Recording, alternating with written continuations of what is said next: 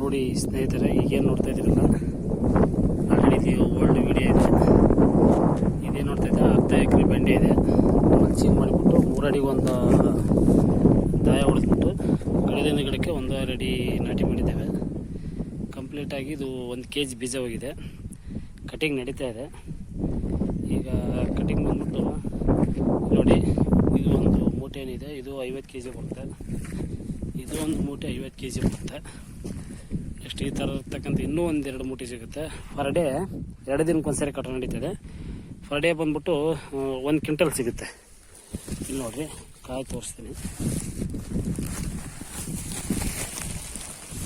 ಈ ಥರ ಇದೆ, ಟಾಪ್ ಆ್ಯಂಡ್ ಶೈನಿಂಗ್ ಇದೆ, ತುಂಬ ಚೆನ್ನಾಗಿದೆ. ಇದೆಲ್ಲ ನೋಡಿ ಕಟ್ ಮಾಡೋದು ಬರ್ತಾ ಇದ್ದಾರೆ ಲೇಬರ್ಸ್.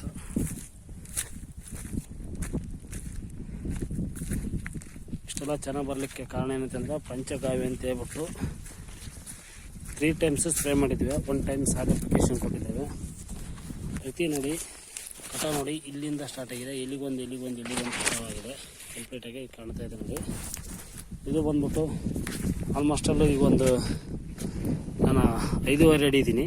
ಈ ಲೆವೆಲ್ಲಿಗೆ ರೀಚ್ ಆಗಿದೆ. ಆಲ್ರೆಡಿ 5 ಅಡಿ ಬಂದಿದೆ. ಒಂದಕ್ಕಿನ್ನೂ ಒಂದು ಟಾಪ್ ಇದೆ ಬೆಂಡೆ. ತ್ರಿಪ್ಸು, ಮೈಟ್ಸು, ಮುಟ್ರು, ಜಿಗಿ, ಹುಳ, ಸೊ ಎಲ್ಲದೂ ಹೋಗುತ್ತೆ ಈ ಪಂಚಕಾವ್ಯ ಮಾಡೋದ್ರಿಂದ. ಇಳುವರಿ ಕೂಡ ತುಂಬ ಚೆನ್ನಾಗಿ ಬರುತ್ತೆ. ಅದ್ರ ಜೊತೆಗೆ ನೆಕ್ಸ್ಟ್ 25% ವಾಟರ್ ಮ್ಯಾನೇಜ್ಮೆಂಟ್ ಕೂಡ ಮಾಡುತ್ತೆ. ಇಷ್ಟೆಲ್ಲ ಬೆನಿಫಿಟ್ ಇದೆ.